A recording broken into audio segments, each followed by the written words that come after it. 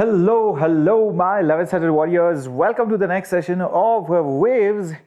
And today it's time to talk about interference. And you would have seen interference happening in your day-to-day life. Like when you're going in a boat, the waves interfere. You can also do simple experiments with your friends using a simple string and check how interference happens. It's not that difficult, trust me. So all of this in today's session with me, your captain. Hi Gokulnath, hi Soumyajit, Ishpreet, welcome aboard all my lovely 11th standard warriors. And even if you're a 12th or a dropper student, you're welcome over here on JEE Enthuse if you want to revise the chapter of waves and sound. So this is the last chapter of your nurture series and we have maybe around 2 or 3 more lectures to go till we complete Doppler effect and the beats and yes, of course, standing waves and all of that. So stay tuned till the end. Lots of exciting things coming up after the syllabus is over. So let's see what we are going to do in today's session. And by the way, those of you who do not know me, this is Shreyas here, your captain. And yes, you can definitely check out a meme that I posted just few minutes back on my Instagram and do let me know in the comments how was it. So what is it that we are going to see in today's session? We're going to see interference of waves. We're going to see how to add the waves, superimpose the waves, how to find the amplitudes or their intensities, how to calculate the part differences, and we are going to see the 2 major kinds of interferences. One is constructive, one is destructive. Reflection of waves, both for transverse as well as longitudinal, and then we are going to go for transmission of waves and finding their amplitudes as well. So I hope you have already hit the like and the subscribe button. Hi Draw and Draw, hi Dakshin, nice to see you early today. Hi Ramya, welcome. Hi Umesh, hello. Thank you guys for all the love and all the hearts that you guys have been giving to all of us on this channel. And thank you Umesh so much.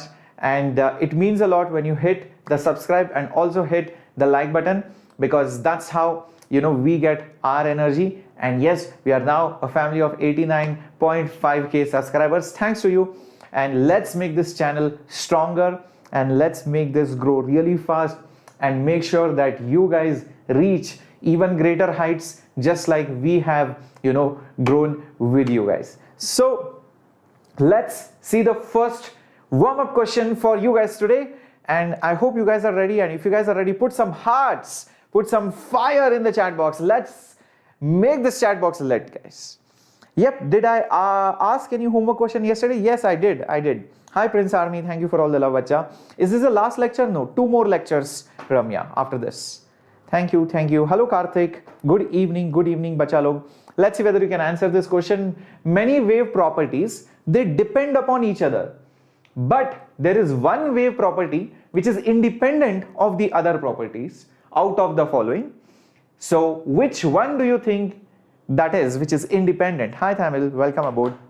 So okay, wavelength or frequency, or is it period or velocity? Well, the correct answer is velocity. Remember one thing, I had given you one nice flow chart and had said that the medium properties, the elastic and the inertial properties, that decides your velocity of that particular wave, and the source decides your frequency. And what happens is, once the source decides the frequency, these two together decide your wavelength. Understand that? Yep. So I hope this is clear. Very interesting question. Moving on to the next one. So if you have the same medium everywhere, then the wave speed is fixed no matter what you do. Okay, you cannot, even if you change the source, even if you change the person generating that sound, the speed remains the same. So it is not dependent on the source, it's not dependent on anything else. Yep, I hope that is clear. Okay, the walls of a hall which is built for music concerts or for plays or like a theater, then these walls have a particular property. What kind of property do you think these walls must possess? Very much related to today's session. Should it amplify? Should it absorb? Should it transmit? Or should it reflect? Let's see how many of you can get this. Hi Nikhil, good evening. Hi Miki, nice to see you all. Gunsheti Mahima, hello, welcome, bacha log. Good evening, Blessy Joseph. Nice to see you over here, and I saw your comments and likes as well on Instagram. Thank you so much for that. All right, let's see how many of you can get this. Some of you are saying transmit. Okay, now guys, I'll tell you what. Imagine you are in a music concert. This is a hall. You would want that the sound should not go outside the hall. Person sitting outside the hall should not hear it. So obviously transmit cannot be the answer. Think about it. If it gets transmitted, then what's the use of the hall? Everything is going out. So I need not have to buy the tickets. I can just wait outside the hall and listen to the music. Obviously that's not the answer. Amplify. How can it amplify the sound? I mean, if it amplifies the sound, then where does it go? Where does the amplified sound go? Does it go outside? Does it go inside? Doesn't make sense. What about reflection? If it reflects, then there will be an echo. The singer is singing a song and you're hearing the echo some 10-15 times. That's also not good. So basically it should just absorb all the sound. So they should be good absorbers. So the walls are perforated. They are made with such material that they absorb the sound. They are designed in such a way. Yep, I hope that is clear. You do not want any reflections out there. Hi Raghav, nice to see you all posting up all the answers. And today what we are going to discuss is wave interference, and you will understand the meaning of this meme probably by the end of the class. Why wave interference looks something like this, feels something like this. Okay, both the things happen together. Okay, I'll give you a simple example. Imagine there are two friends and they want to plan a party somewhere. They want to choose a restaurant, and one friend says, no, we should go to McDonald's, and the other person is like, no, we should go to Domino's.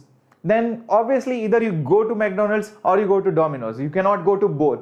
But wave interference is something where you go to both, and that's how crazy it is. Let's talk about it more. And a quick revision of what we did till last class. Wave speed is omega by k. Recollect what was omega? Angular frequency. Recollect what was k? Angular wave number. Recollect the power formula. Power of a wave on a string. Half mu omega square a square v. What was mu? Mass per unit length. What was omega? Angular frequency, same thing. A, amplitude, v, the wave speed, of course. This is for wave on a string, but for sound waves you talk about intensity, the energy per unit time per unit area. This is just energy per unit time. So when you divide it per unit area, for sound waves it is half pm square by rho v. What's pm? The pressure variations amplitude, the pressure amplitude, the maximum variation in the pressure. And rho is density, v of course is the wave velocity. Yeah, that's what it is. No, Akshay Murgan, remember these are a long-term series, so I'm going to take some time to complete this chapter. More 2 classes, Akshay. You need to watch all the classes. If you are in 11th standard and in 12th standard, you have time. Don't be in a hurry to complete all these chapters searching for one shots, because you have time. When you have time, make use of that time. Yep. Okay, let's get going. Two waves meet where the amplitude intensity will increase constructive. Yes, we are going to talk about it. Don't worry. Now, also remind you that a lot of our kids have done extremely well, and if you guys want to make us proud, if you want to guys make your parents proud, you want to make some name, you want to achieve the fame, and you want to get into the topmost colleges, trust me, even while studying at home, you can crack JEE exams. Maybe a decade ago it was not possible because of lack of internet or devices or quality teachers on the platform. But we live in a world where we have the best teachers in the country online. We have the resources like the books, the assignments, the test series available to us without traveling anywhere. You can save your time, your energy, your money without having to go anywhere, without any distractions. And thousands of students have cracked JEE Advanced and JEE Mains with amazing percentiles from Vedantu alone. Not any other platform, but your Vedantu platform. So they have made us proud, and you Vedans, now the torch is with you. You have to make us proud. Make sure that you make us feel proud and get a very, very amazing JEE rank, or crack your favorite exam ace it, top it in the days or years to come, and make use of your simple superpower, that's your mobile or a laptop, and just log in into Vedantu. Make sure you check out all the courses which are there in the description box below. So you can also find me, you can find all your favorite master teachers as well in our Vedantu platform. That's the beauty of it. So let's get moving to interference as well. Now we will talk about what generic interference looks like, and then we'll take some specific cases as well before going on to reflection. You would have probably seen these kind of waves on the surface of a lake or the surface of any water surface, all right? And you would have probably seen this because maybe somebody has dropped two objects like stones or pebbles, and it creates ripples, and these ripples merge, they meet, they intersect, they pass over each other. That's interference. Interfere. Like two people interfering means you are, coming in somebody else's way. You are coming in somebody else's way. That is called as interference. So the two waves or three waves or four waves or 100 waves interfering means they are meeting. They are affecting, all right, the entire situation, the entire, medium out there. So how is it different? Why do we talk about it so specifically or differently? Not many students know about this. So observe now. Look at this. These are two particles and these are two waves. Notice a fundamental difference. I had told you energy can flow from point A to point B via particles. You throw the particle moves and carries the energy. Or second is waves. The wave goes, the particles stay there, only the energy gets transported. Notice the fundamental difference between the interference or the meeting of particles or waves. When two particles meet, let's say this dark one meets the light one, the dark one does not pass through the light one, or the smaller object and the bigger object, they do not pass through each other. They exchange their momentums, total momentum is conserved, and the small one goes back, the big one probably, depending on their masses and speeds, might also go back. They cannot pass through each other. Imagine you and your friend running in the opposite direction and you do a chest bump or you hit each other, you will not pass through each other. That would be weird unless you are a ghost. So only ghosts can pass through each other, but normal human beings cannot pass through each other. But waves, they can. That's the beauty of it. The small wave was coming from that side, it passes through the big wave. The big wave was coming from that side, it passes through the small wave. As if nothing happened. Only when they meet, both their effects are superimposed. They get added up onto each other. So when waves meet, they pass through each other, number one. Number two, each wave retains its characteristics and it superimposes over the other, so that it feels as if the wave themselves are not affected. Instead, they end up producing something like a resultant wave. They end up producing something like a resultant wave. The superimpose. Superimpose means each thing retains its effect, and what you get is a resultant wave, just like the one over here. So that is your interference. Is that clear? If it is clear, give a thumbs up, give a yo, give a heart in the chat box. Definitely Mickey. Hi Nitya. Good evening Kalpana. Hi Munugai Setajai. Welcome. Hello Rihan Kota. Hello Rohit. Good evening bacha log. Join in. I hope you have smashed the like and subscribe button and join in on time. Shreyas sir is always here at 7 o'clock. Now, let's talk about a very important aspect. Let's talk about a very important thing related to interference of waves. Without that, we cannot go ahead. And that is called as the path difference. Path difference. Observe this. Let's say there is a speaker or source which is creating a wave, the red one over there. Another speaker, another source, creating another wave over there. Both the waves meet at this point. So I would call this point over here as the point, this as the point of interference.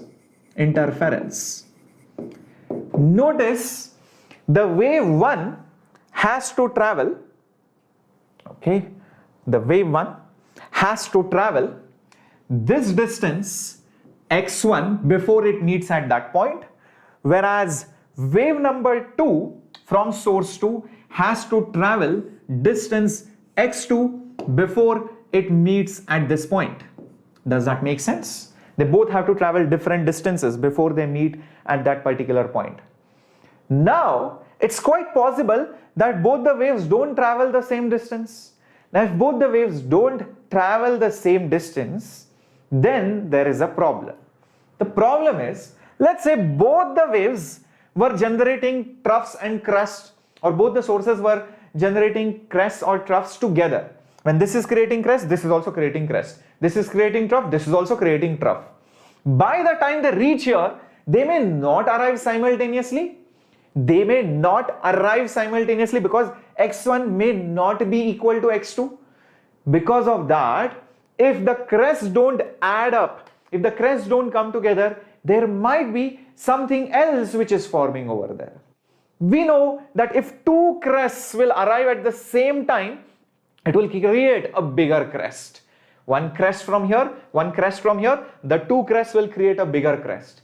A crest from here and a trough from here will probably cancel it out, right? A crest and a trough will cancel it out. And I can show that to you in a very simple way. Let me bring it up on your screen right over here. Observe this. Okay, there we go. Look at this. I'll just create the wave pulses interfering. Look at this, the big and the small wave. They interfere, two crests create a bigger crest, right? You can see that. And can I change the pulse width? Yes, I can definitely. Let's say I make one of the pulses opposite, exactly opposite. You can see that they cancel out each other. Okay, they can cancel out each other. You can reduce the animation speed. Look at this. When they meet each other, they will partially cancel out each other. If the widths are equal, they will perfectly cancel out each other. You can see that. Isn't it amazing, guys? So if they are both crests, they will obviously add up to each other, just like over here. They are meeting, they are superimposing. This is the resultant wave. Perfecto. So that means what is important for me is a factor called as, or basically a difference called as the path difference. Path difference, yes. So path difference is the difference between the path lengths, from the source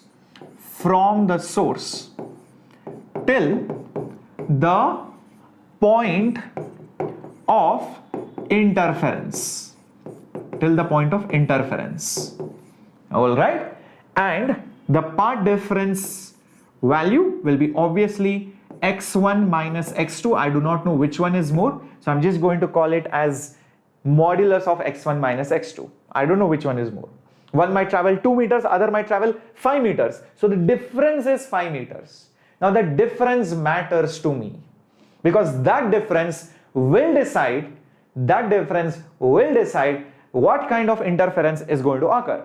So let's take that example again via Desmos. So let's open up Desmos and see this. For example, y is equal to 3 sine of x.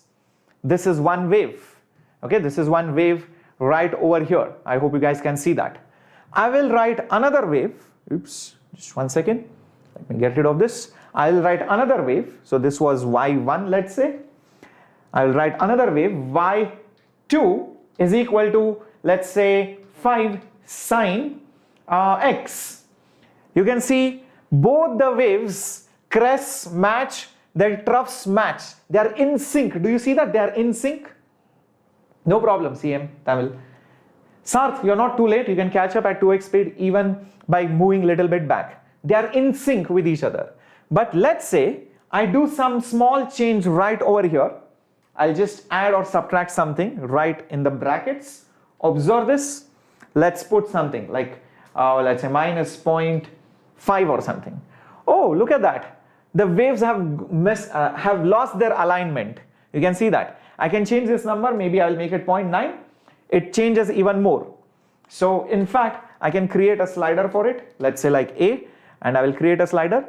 Notice this. I can change the alignment of the two waves, and that's what is going to happen when there is a path difference. One wave will either go ahead or behind the other wave. Are you guys able to understand this? One wave will either go ahead or behind the other wave because of the path difference, and that's the reason why the interference will need certain kind of analysis. Is that clear, my warriors? Is that understood, my warriors? Perfecto. Shall we go ahead? All right.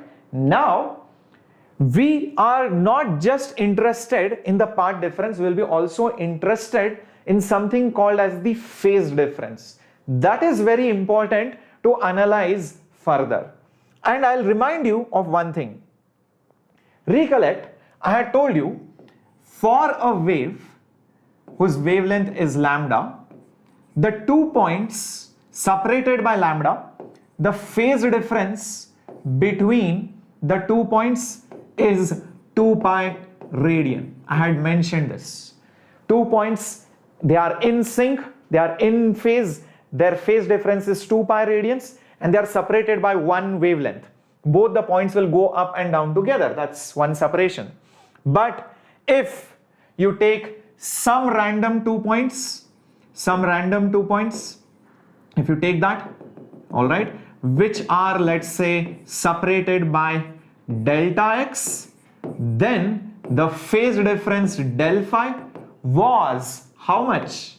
It was nothing but, recollect, 2 pi divided by lambda into delta x. The 2 points which are separated by some distance, they had a phase difference as given by 2 pi by lambda into delta x. Now the same logic is applicable even over here. Imagine if both the waves arrive simultaneously. Let's go back over here. If both the waves arrive simultaneously over here, don't you see the crest match with the crest, troughs match with the trough? They align simultaneously, so there is no phase difference. There is no difference of the phase. Both the waves, can you see that? A is 0. So this is also sin x, this is also sin x. But the moment I change the value of A over here, there is some difference. You can see there is some phase difference over here. That delta x has caused some phase difference. Can you see that? The delta x has caused some phase difference. So the path difference over here creates a phase difference. This is basically going to create a phase difference. And that phase difference del phi is given by 2 pi by lambda into del x. Okay, so this is also very, very important, and this also is very, very important. That's it. These are the two things that you must know. I hope this is understood. Moving on, this is how the waves arrive. You can see that the wave from here and the wave from here, they did not arrive simultaneously. There was some lag. One was ahead of the other. So you can see that there is some path difference which has created some phase difference right over here. And I just told you, you can rearrange the formula. If you take del phi over there, then 2 pi by lambda into delta x. It's one and the same thing. Don't get confused. This formula, if you shift lambda over there, 2 pi below, you will get the value of delta x. It's one and the same thing. All right. Now, usually when you write those waves, you write it usually something like this. So the interfering waves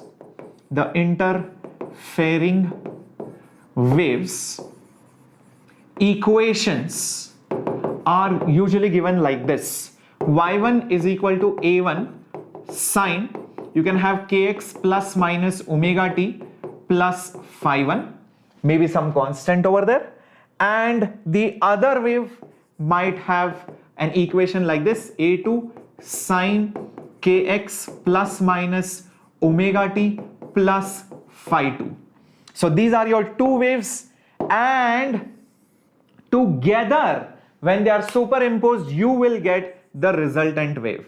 So the resultant will be just y1 plus y2. This wave and this wave, each of their y coordinates will get added at each and every point, at each and every instant. This is basically your superposition. Superposition meaning you are adding one wave on the other, adding each of their effects together. That's it. I hope this is clear.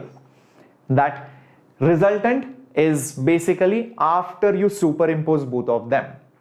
All right. Shall we go ahead, my warriors? Now, you might be wondering, sir, is there any way to add these two waves? Now look at this. I will create a function over here and I will call this y is equal to y1 plus y2.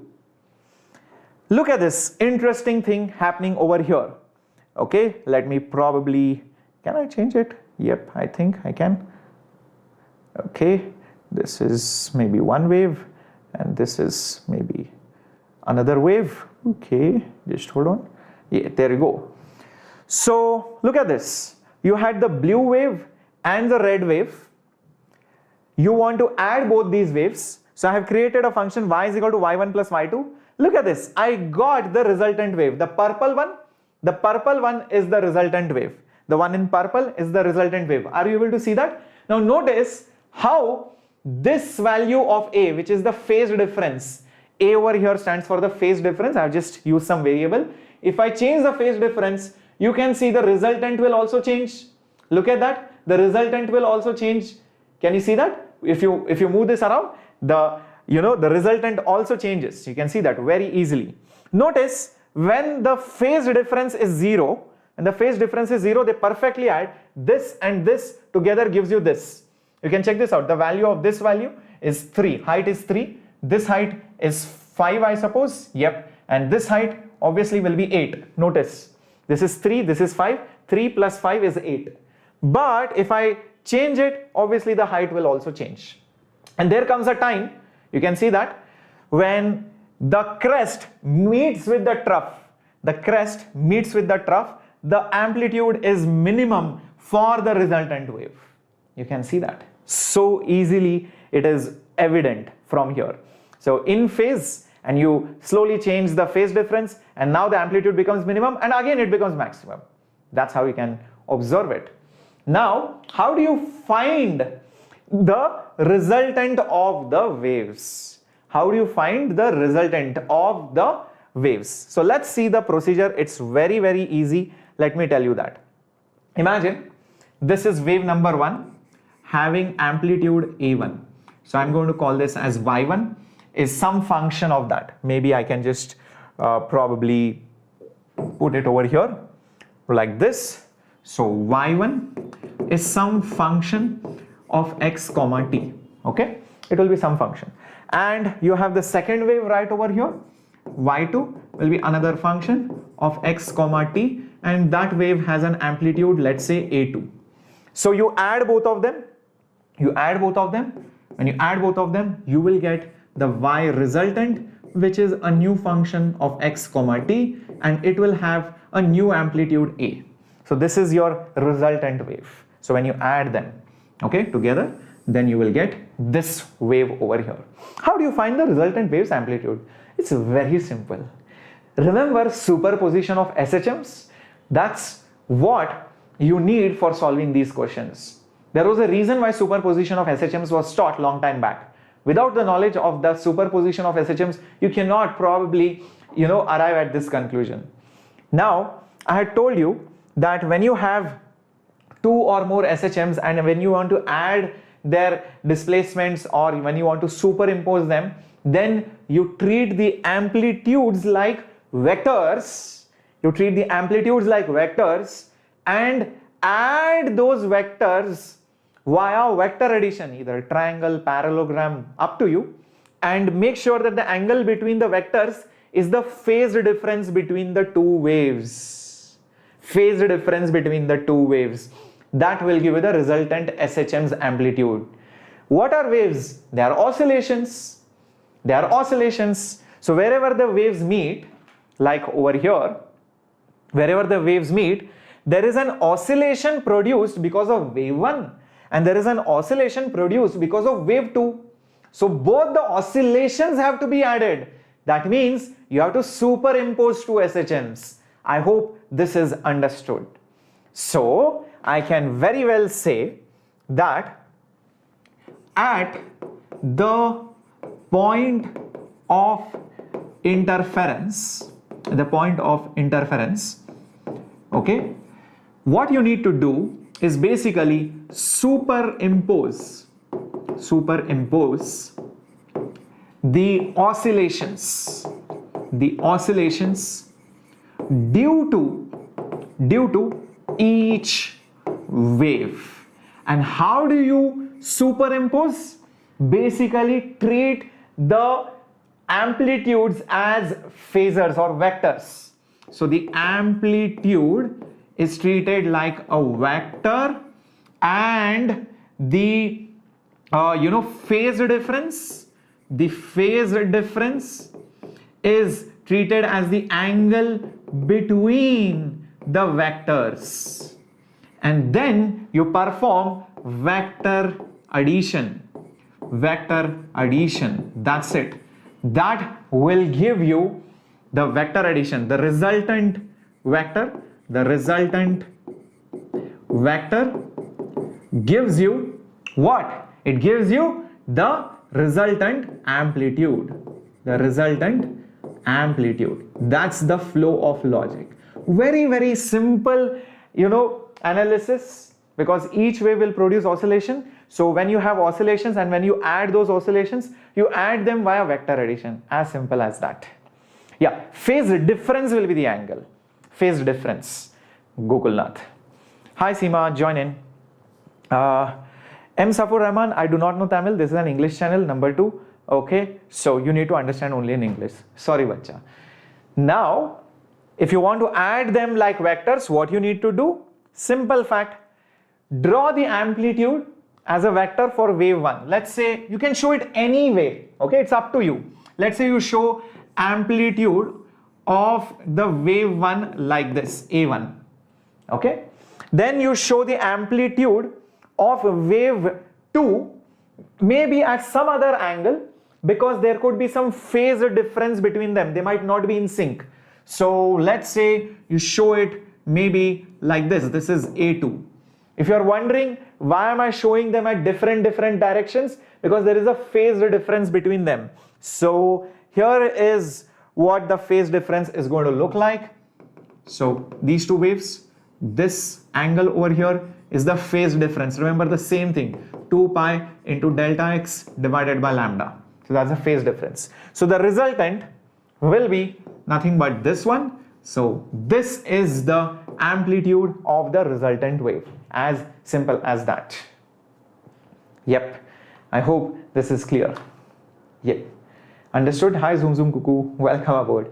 So very, very interesting analogy, and how this is related to the chapter of simple harmonic motion or oscillations. So in case you missed my lecture on oscillations, make sure you watch it. Okay, it's done. It's there right over here. In case you want to know where it is, I'll just show it to you so that you know where to search for it. So when you go to the playlist, right? So when you go to the playlist, just go below. Okay. Yes, go to Nurture series, go to Physics playlist, and all you need to do is go a little bit below, click on the Nurture playlist over here. Just get rid of this if you want, and you can go down. Everything is there, right from 1D, 2D, rotation, fluids, thermo, everything was done. Oscillations, angular SHM, pendulums, all of this was done. Phase of SHM and phasor diagram. This is that lecture which you need to watch for phasor diagram, what is the meaning of phase of SHM, etc. So all of this was done. Make sure you definitely watch it. Okay, so moving ahead with the next part. Prakash, I'm very good. So damped and forced oscillation, I think I had, oh, okay. Well, no problem, Ilvazan. I will probably, if I've missed it, I will definitely do it for you in the days or weeks to come after my syllabus is over. I hope that is fine, Ilvazan P. Hi Pranati, hi Natraj, hi Siddharth. Okay, so moving ahead. Whenever you have two or more waves, you add the waves treating them like vectors. So remember the two most important formulas over here. The amplitude of the resultant wave is root of a1 square plus a2 square plus 2a1 a2 cos del phi. Why am I doing this? Because add the waves phasors like vectors. That's the reason why I'm using the vector addition formula. That's number one equation that you should definitely keep in your mind. Apart from this fact, there is one more important formula. In my previous class, or even when I did the recap, I just told you amplitude square is proportional to power or intensity. The intensity, the power carried by a wave, be it sound, be it transverse, it's always true. So the intensity is always proportional to the square of the amplitude. Now if you square both sides, you will notice, so let's say that constant of proportionality is C. Okay, so let's say it is C times of amplitude square. So square this equation and see what do you get. You will get A resultant square is equal to A1 square plus A2 square plus 2A1 A2 cos del phi.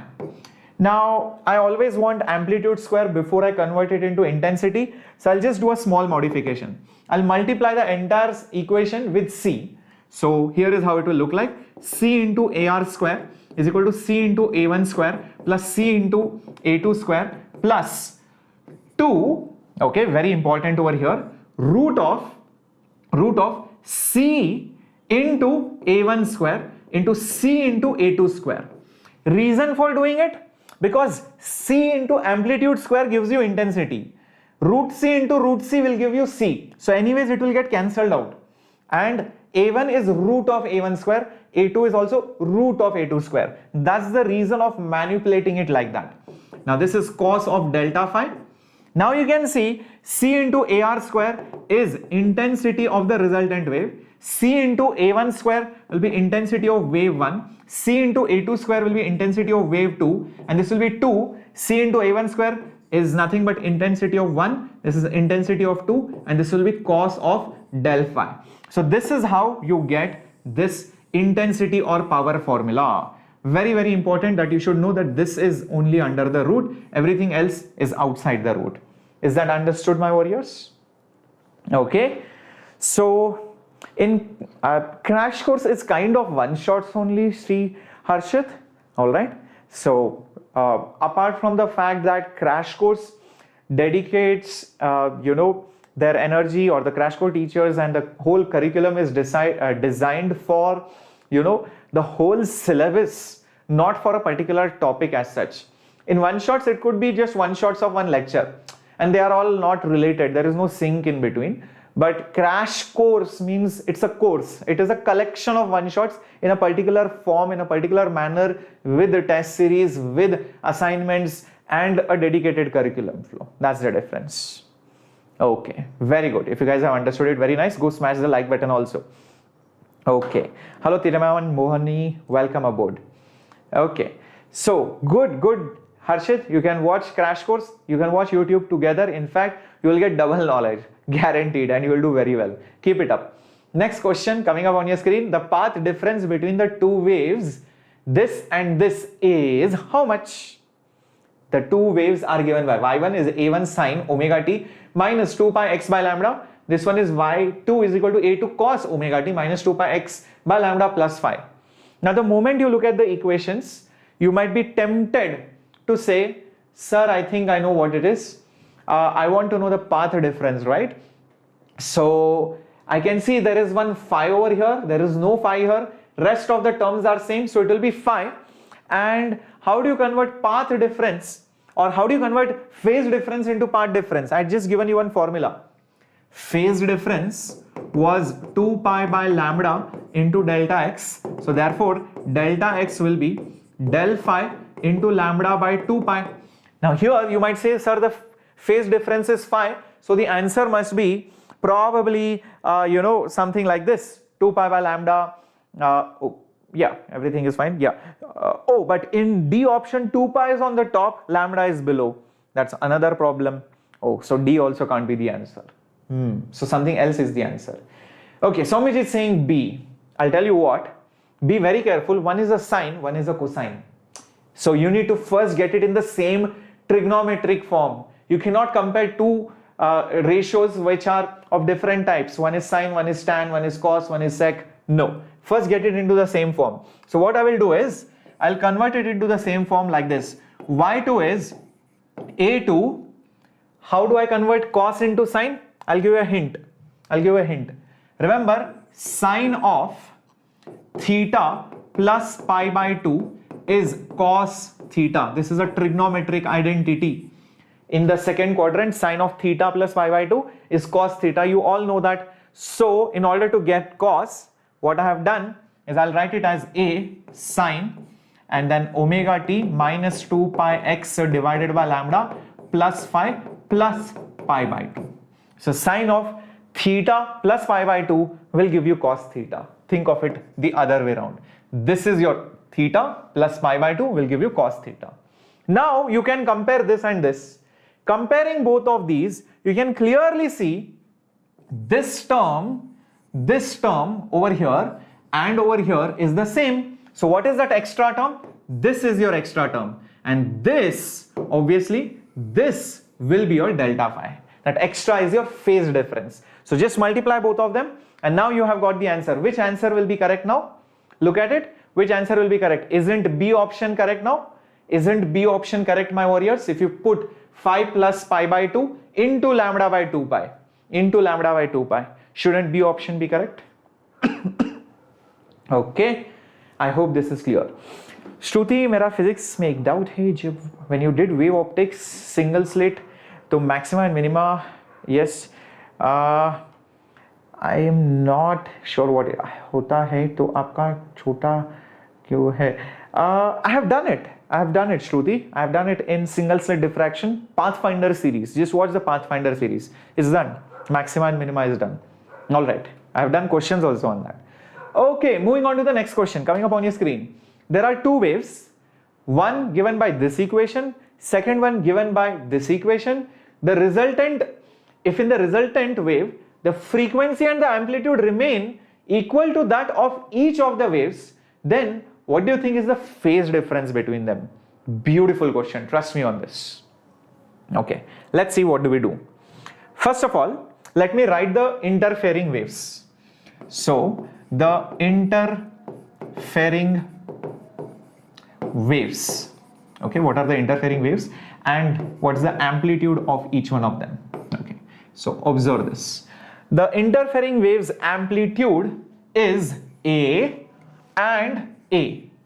Interesting. Phases are phi 1 and phi 2.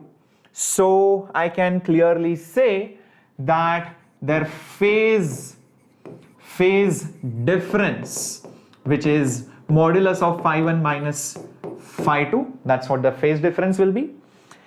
Again, it's mentioned in the question that the resultant wave has the same frequency and the amplitude is same. That means the resultant wave's amplitude is also A only. You will be like, sir, how is this possible? Each wave has amplitude A and A. The resultant also has amplitude A. How is this possible? I don't think it is correct. This answer is wrong or question is wrong. I'll tell you, this question is perfectly correct. Just try to think in terms of vector addition. You will get it. Observe this. These two waves have to be added, keeping in mind there will be a phase difference. So imagine a vector of magnitude A and another vector of magnitude A to give the same resultant A. That's only possible in an equilateral triangle. Yep, that's only possible in an equilateral triangle. So draw an equilateral triangle. That's it. So take that other vector A over here. That means the resultant will be over here. This now is your equilateral triangle. Yeah. So you will be like, what's the angle between the two vectors? The angle between the two vectors, A and the yellow ones, it is 60 degrees. 60 means pi by 3. Is pi by 3 there somewhere? Yes, option D. Very good, Soumyajit. Very good, everyone. Those who have marked D, that is not correct. That's not correct. It is not 60 degrees. Like, sir, what the hell happened? Guys, the angle between two vectors always has to be measured when connected with the tails. So slide this vector over here so that no orientation changes. Now both their tails are joined. Now measure this angle. This is 120 degrees. So this is the actual angle. Do not measure this angle. This is the correct angle. Okay, be careful about that. So 120 degrees is 2 pi by 3. Be careful. Yep, that's the answer, option B. Got it? So these kind of silly mistakes are possible, maybe in case you have forgotten vectors as well.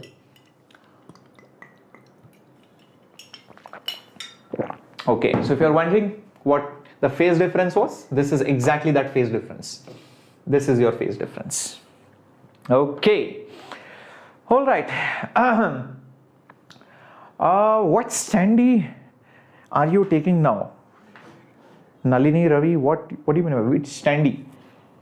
You mean standard? Okay. New to the class, Chandra, welcome. Two waves of intensity 3 and 4 interfere with each other and have a path difference of lambda by 4.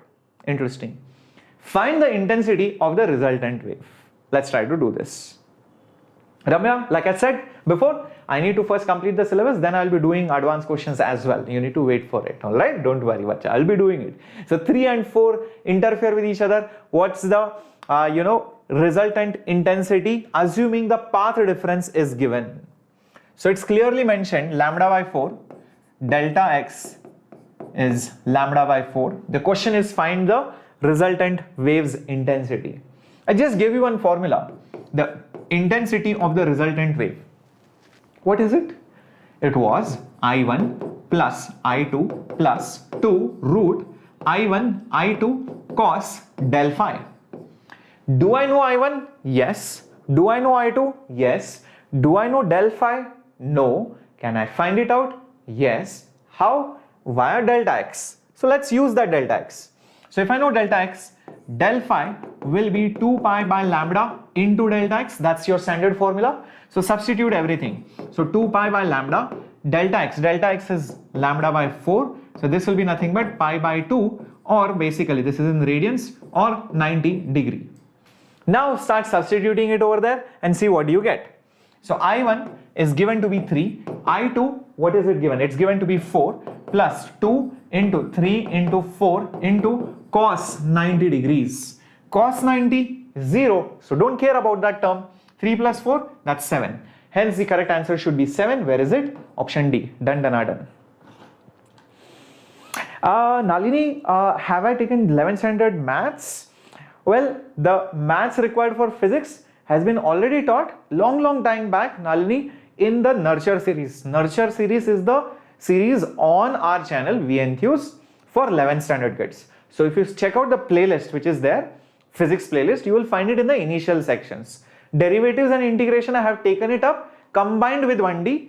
So watch the initial classes, you will get it. And if you're still not able to find it, leave a comment after the video, whichever topic you want, I'll tell you the link of it. All right, moving ahead to the next one. Good evening, Ankita. Oh my God, Sai, Shivani, you just started watching now. You missed quite a lot, but you can even go back in a live class and catch up at 2x speed, or you can watch it slowly in case you want to understand it properly as well. It's up to you. All right. Yeah, you're a little bit late, but it's okay. If you are well versed with the topic, you can continue watching it even now, or go back even in a live class. That's an option available. Okay. Now, let's talk about the two special cases. One is called as the constructive interference. The second is called as the destructive interference. You already might have some idea about these two interference patterns. Number one, constructive, meaning crest meets the crest or the trough meets the trough, and it produces a big crest or a big trough. That's your constructive interference. Like the waves meeting over here create a constructive, look at this, the crests create a constructive, they meet together and create a constructive interference.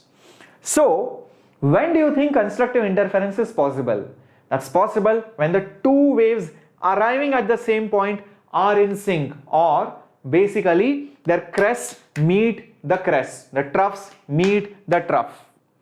Now I have a question for you. Now look at this. Both the waves are in sync and it has created a large wave like this, which is your constructive interference.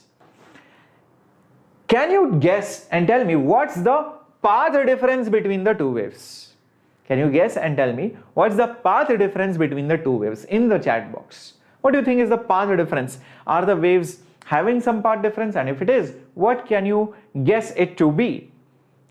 Come on, this is very easy. What is the path difference between the two waves? It's very, very simple. Think carefully and answer. Shouldn't it be 0? Perfect, Soumyajit. It is 0 because the waves are arriving together. Yep, it is 0. But let me tell you and break you a very interesting fact. It need not be always 0. In fact, it can be even lambda or even 2 lambda or even 3 lambda.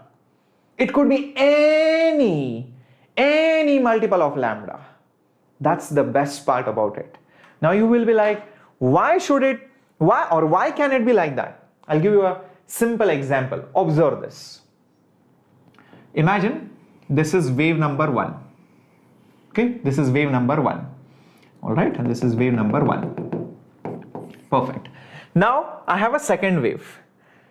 Not the COVID wave, this is just a wave on a string or sound. The second wave comes like this. Both of them are arriving together. The path difference in this case is 0. The path difference of blue with the red is 0. Imagine the same blue wave, instead of being like this, it was like this only. That's it. There is empty space over here. Now you will be like, what kind of interference and what is the path difference? Okay, observe the difference is exactly one wavelength. So delta x is actually lambda. Delta x is actually lambda. Now think about it. The interference which is happening is not happening in this region but happening in this region. Do you see this trough and this trough meeting? Crest and crest meeting? Isn't it still constructive? Isn't it still constructive, my warriors? Very good. Now I can pull it even further back and you'll observe an interesting trend.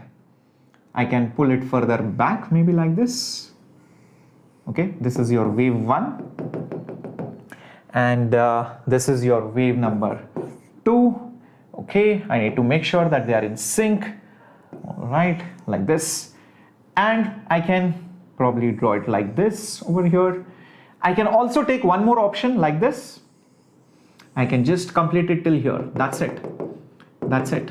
Now observe, guys. Now observe. What is the path difference between the blue and the red wave? This point meets exactly over here. This is exactly below it. And the trough meets the trough, the crest meets the crest, trough meets the trough, crest meets the crest. The difference between the path lengths, delta x, is actually 2 lambda, 2 times the wavelength. Do you see that? This is one wave, 2 waves. So there is 2 lambda. I can also draw the wave right till only here, and then I will notice one thing, that this length is nothing but 3 times of lambda. In general, what is the trend that I am getting? The trend that I am getting is that the path difference, delta x, can be any n times of lambda, can be any n times of integer times of lambda. Is that understood? So any n times of lambda will give you a constructive interference whenever they meet. Yes, I agree. When it is n times of lambda, a part of that medium will not have interference because for some time this wave will go without the second wave being there. But whenever they meet, they will meet constructively. That's what you should understand. And if delta x is n lambda, what will be delta phi? What will be delta phi? Think about it. If delta x is n lambda, then what will be delta phi? This is also very important. Del phi, remember 1 lambda is 2 pi radians. 1 lambda is 2 pi radians. So any integer multiples of wavelength, lambda, 2 lambda, 3 lambda, will be integer multiples of 2 pi. So it will be basically 2 pi into n.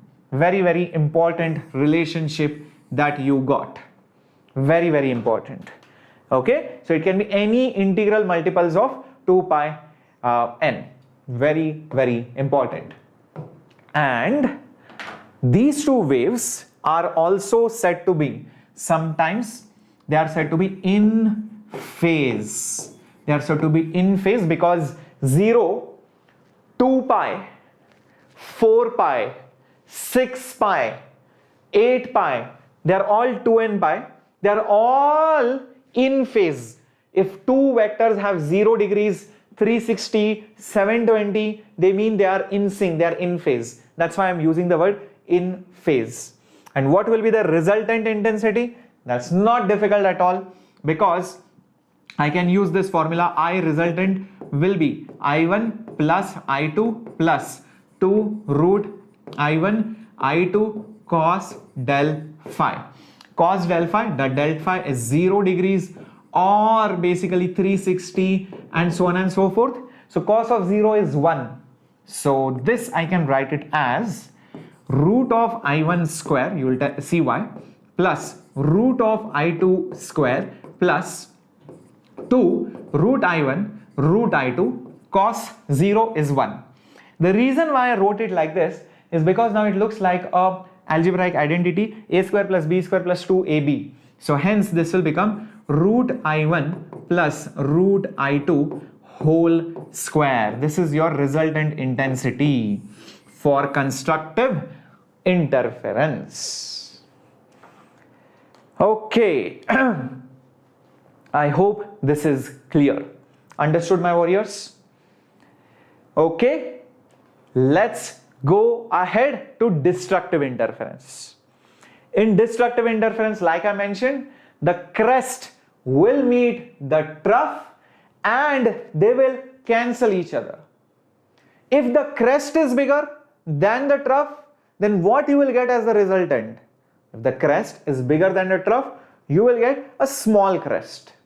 And if the trough is bigger than the crest, then the resultant will be a small trough. And if they perfectly cancel, then you will not get anything. And let's see that right over here. Okay, just one second. Let me put it up on the screen. Okay, there we go, right over here. Let me just make the pulse width negative. Look at this. Let's make the animation speed very small. Let's run this again maybe. Okay, look at this. When they meet, the trough was smaller, the crest was bigger. Notice that, oh, the widths were not same. Let me make the width same. Only then things will be easy to understand. Let's make it again like this. Okay, let's speed it up. Look at that. Okay, 1 second. Now the pulse height and pulse height for both the waves are magnitude wise same. So I should see a perfect destructive interference. Notice that the string becomes perfectly flat when they are completely immersed into each other. But let's say one of the pulse is smaller than the other pulse. And let's see now what happens. Okay, observe this. One of the pulse is smaller than the other pulse. Notice this. The pulses go into each other.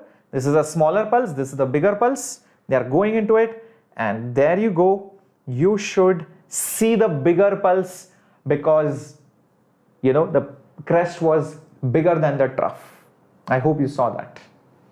Yep. Pulse height means this height. Pulse width means this width. Height means amplitude. Width is wavelength. That's all. So the wavelengths were supposedly same, should be same, or else it will create weird effects. That's all. All right. Cool. Shall we go ahead? Yep. Let's move ahead. Hi Anish. Looks like you joined in a little bit late. So in destructive interference, can you now guess what should be the difference in the path?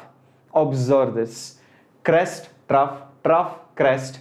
Can you guess what's the difference in the path to create destructive interference? It's very obvious now. Come on, come on. Think about it. What should be the path difference between the two waves? Look at it. If you're not able to understand, look at this point. Look at this wave. See this point. Look at a similar point over here. and see what's the difference between the 2 points in this wave and this wave. What's the distance between this point and this point? Think about it. How much is one length of a crest? If this entire thing is one wavelength, only this much is just half the wavelength. It's just half the wavelength. Yep. So let me show that to you, by drawing some graphs. That will be better. So taking the same diagrams just like before, imagine you have a wave like this. Okay, this is your wave number 1. Then you have another wave, number 2. It goes like this. Okay, look at this. Okay, perfect, perfect, perfect. So this is your wave number 2. Now observe crest, trough, crest, destructive interference. What's the path difference? Delta x. What is delta x? It is this much. How much is this much? If this is one wavelength, only this much will be lambda by 2. Can you see that? Only this much is just lambda by 2. Next, this is not just the only possibility. There are more possibilities. Observe this. What if this wave is shifted even further backwards? So let's say, I move it over here. Okay, so move it over here, something like this. Now observe, how much is this length? This point to this point. This is half wavelength, half wavelength, half wavelength. Half. Because this is one wavelength. So 3 halves are there. So basically delta x is 3 lambda by 2. Can you see that? Delta x is 3 lambda by 2. Also, I can probably just put it over here. The wave has been pulled even further back. Now, if you notice what's the difference between these 2 points, believe me, delta x will be 5 lambda by 2. From these things, what is your general conclusion? What is your generic formula? The generic formula will be that delta x is odd multiples of lambda by 2. Odd multiples. 1 lambda by 2, 3 lambda by 2, 7 lambda by 2, 5, 9, whatever. Take any odd numbers. Yes, Ankit, X-rays will come in modern physics. And what do you think the phase difference will be? Remember, lambda by 2 means 180 degrees, pi radians. One wavelength is 2 pi, half wavelength is pi radians. So pi, 3 pi, 5 pi, this is like trigonometry. So this will be nothing but odd times of pi radians. Odd times. That's why 2n minus 1. 2n minus 1 is always an odd number. You know that. 2n minus 1, 2n plus 1 is always an odd number. Hello, Sai Ganesh. Glad you're loving it, poor Khalai Devi. Okay. So, what will be the intensity in that case? The intensity formula. Recollect our intensity formula. It will be I1 plus I2 plus 2 root I1, I2. But this time it will be cos pi radian. 3 pi radian. What is cos of pi? 3 pi. It is minus 1. That means this will look like this. I1 square plus root of I2 square, okay, plus 2 root I1 root I2, but that minus 1 is there, so I might as well skip that plus over here and I'll just call it minus. That's it. What is this? A square plus B square minus 2AB. So that means this will be A minus B whole square. So root of I1 minus root of I2 whole square. That's your resultant intensity formula for destructive interference. Very good. Interesting. So I'll tell you one cool application of interference and you'll be mind blown by this. You might have all heard about, noise cancelling headphones or earphones. Have you heard about it? Okay. Sai Ganesh, it's very simple. In the description box, I'll show you that there is a link. Change your display picture here, download the picture karke. So just download that picture and go to your YouTube account. It will be probably on the top right corner on your YouTube. Go to your account and say change display picture, that's it. Or upload your picture. You can upload your picture and that's it. You can change it. Glad you are doing that. So let me tell you the beautiful application of destructive interference. Usually, let's say we have a pandu over here. Okay, this is our pandu. This is your pandu's ears. This is pandu's ears, big ears. He wants to listen into some song. He has plugged in this earphone in his ear. Now, let's say he's singing his favorite song. What is his favorite song these days? Oo Anta. Okay? Oo Anta. Okay? That's his favorite song. These are the waves coming out from that song. Oo Anta. Okay? Everybody? Now, that is the music that he wants to listen in. That will be entering into his ears. But apart from that, some student is getting scolded by his mom. If we already have one Vedantu Kirk, he is like, hey mom, I am almost home. He's still not reached. He's going to get scoldings. Vedantu Kirk, right? And he's saying, only for you, babe. Wow. For sure. He's also going to get a flying chappal very soon. So, you might be having some quarreling neighbors, some dogs barking, some party going on, some noise basically. So this is all your noise. Okay, this is all your noise. Now, that noise is also entering your ears. Pandu's mood is spoiled. He wants to listen to this beautiful Oo Anta song, but there are these noises which are entering into his ear. He does not want to listen to that noise. What will Pandu do? He will wear a noise cancelling earphone. What will that noise cancelling earphone do? Very tricky thing. That noise cancelling earphone takes in that noise via a mic. There is a mic in that earphone. It takes in that noise, and there is a circuit which makes that noise exactly opposite of this. It inverts the noise. So if it is like this, then that noise will become something like this. Okay, I'm just showing you. So this is minus noise. It's inverted minus noise. Now that inverted noise is also played along with the other music. It's also played along with the other music. So what will happen? You will have music plus noise minus noise. So what will happen? Noise gets cancelled. Noise will get cancelled. Understood, my warriors? So the noise gets cancelled, and what Pandu hears is just the Oo Anta Mama song, and he is going to dance on it. Understood, my warriors? Perfecto, clearo, amazingo. This is how interference helps you in noise cancellation. Alright, here's the first question coming up on your screen. So to study current electricity, do we have to study electrostatics first, or else can we start studying electricity directly? Sai Ganesh, you can start studying it directly, no problems, no issues. There might be some small things, but it is not so important. For current electricity perspective, you can directly start with current electricity. But for capacitors, you need to understand Gauss's law and all of that properly. Yep. But why dance? I don't know, Ankit. He's in the mood. You should ask Pandu. Yep. So how noise get cancelled? It is not any quantity. Dakshin, noise is a wave. It's a sound. So basically, the noise is also created with the speaker. So you are hearing the noise, actual noise, and the generated noise by the speaker, the headphone, whatever, earphone. So the noise is also created. So the sound waves interfere, noises and minus noises, and they create destructive interference. That's how it is, Dakshin.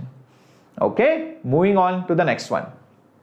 Alright, so the complete destructive interference of two sound waves takes place when the two waves are traveling in the same direction. And what other condition? Think about it. Think about it. Oh my god, I don't know why Ankit was timed out. I'll just message the admin, please don't time out for random chats. You're not supposed to be timed out. I apologize on the admin's behalf.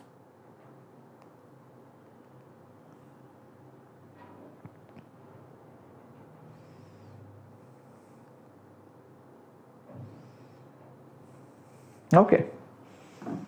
Alright, let's see. Most of you are saying B. Somajit Dakshin saying B. Yes, looks like it is B, with same frequency and amplitude in opposite direction. Complete destructive interference. It makes sense, right? So complete destructive means what?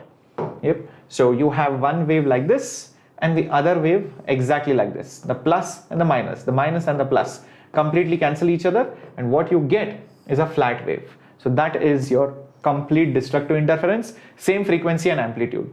So their amplitudes must be same. Amplitudes must be same, frequency, wavelength, obviously it should be same. Next, coming up on your screen.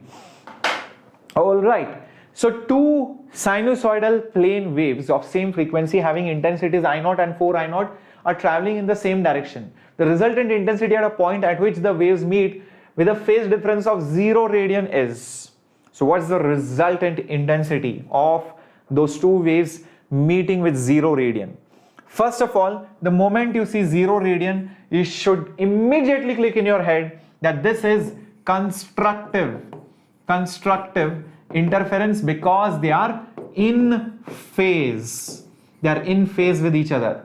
And when they are in phase with each other, the resultant intensity, I have mentioned this to you, it's root I1 plus root I2. For destructive, it is minus whole square. So this will be root of I0 plus root of 4I0 whole square. So it will be nothing but root of I0 plus 2 root I0 whole square, which is root of I0 but 3 times whole square, which is 9 times of I0. Is 9 times of I0 here? Yes, it is there as option number C. Correcto. Perfecto. Yes, option C is correct. So you just had to use this formula, or if you don't remember this formula, then use your standard formula. I1 plus I2 plus 2 root I1 I2 cos phi. Put phi as 0. So cos phi will become 1. You will still land up with the same answer. Moving to the next question. Here it is. Two waves are passing through a region in the same direction at the same time. If the equation of the waves are this and this, then the amplitude of the resultant wave for x0, this x0, being lambda by 2 is how much? Okay, let me tell you how the waves are actually speaking. So y1 is a sine, let me multiply it so that it becomes very clear in our heads, 2 pi vt by lambda minus 2 pi by lambda into x. That's your y1. Similarly, y2 will be it's b. Okay, it's b sine, multiply this, so you'll get 2 pi by lambda vt minus 2 pi x by lambda again, and you can see it is also multiplied by x0. So plus 2 pi by lambda into x0. What's the value of x0? Lambda by 2. So into lambda by 2. Now this will actually become b sine 2 pi by lambda vt minus 2 pi x divided by lambda. Lambda goes, 2 goes, so it will become plus pi. Now just you have to compare both of them. Look at the terms inside the sign. Look at this, look at this. They are exactly the same. 2 pi vt by lambda, 2 pi x by lambda. Only extra term is this one. So hence, shouldn't this be your phase difference? And it is pi radians. If pi is your phase difference, are they constructively meeting or destructively?